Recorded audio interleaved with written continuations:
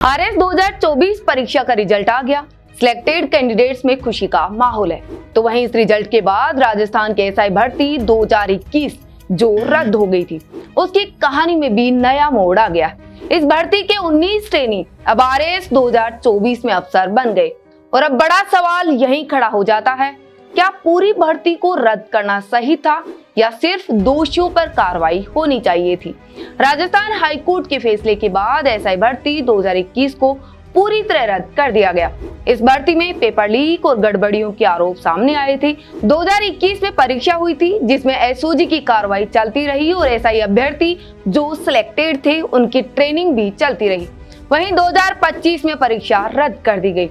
अभ्यर्थी double bench गए लेकिन वहां भी राहत नहीं मिली और अभी हाल ही में परीक्षा को रद्द कर दिया गया। ये वही अभ्यर्थी थे जो लगातार कह रहे थे कि हम बेगुनाह हैं, किसी और की सजा उन्हें क्यों दी जा रही है।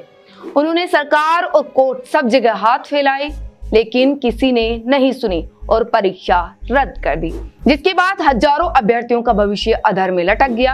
हाल ही में अभ्यर्थी सुप्रीम कोर्ट में गए हैं, वहां इस फैसले का क्या कुछ होना है ये भी अपडेट देते रहेंगे। लेकिन अब इसी कहानी में एक नया ट्विस्ट आया है। एसआई भर्ती में चयनित 19 ट्रेनी अब राजस्थान लोक सेवा आयोग की ओर से घोषित आरएस 2025 में अफसर बन गए। इन अभ्यर्थियों का कहना है, हमारी आरएस में सफलता इस बात का सबूत है कि हम मेरिट से चयनित थे। सोशल मीडिया पर वायरल पोस्ट के जरिए ये अपनी काबिलियत दिखाने की कोशिश कर रहे हैं, जिनमें नाम है अभय सिंह अंजना, हितार्थ कलाल सहित दीपक सिंह, अभिषेक सिंह, प्रज्ञा गुजर जैसे कई नाम वायरल हो रहे हैं। अब सवाल उठ रहे हैं, क्या पूरी भर्ती को रद्द करना न्याय संगत था या फिर केवल दोषी अभ्यर्थियों और अधिकारियों पर कार्रवाई होनी चाहिए थी? क्योंकि इस फैसले से कई ऐसे उम्मीदवार भी प्रभावित हुए जिन पर कोई आरोप नहीं था। कानूनी जानकारों की माने तो जब किसी भर्ती में व्यापक स्तर पर गड़बड़ी साबित होती है तो पूरी प्रक्रिया को रद्द करना ही एकमात्र विकल्प माना जाता है ताकि सिस्टम में पारदर्शिता बनी रहे। वहीं दूसरी तरफ कई अभ्यर्थियों का कहना है, सभी को एक ही तराजू में तोलना न्याय नहीं है और अब आरएस में चयनित ये 19 नाम इस बहस को और तेज कर रहे हैं। एसआई भर्ती रद्द होने के बाद जहां एक तरफ सिस्टम पर सवाल उठे, वहीं अब आरएस में सफल हुए ये 19 अभ्यर्थी एक नई बहस छेड़ रहे हैं। क्या वाकई पूरी भर्ती रद्द करना जरूरी था या फिर इस फैसले में कहीं कुछ ईमानदार उम्मीदवार भी पिस गए?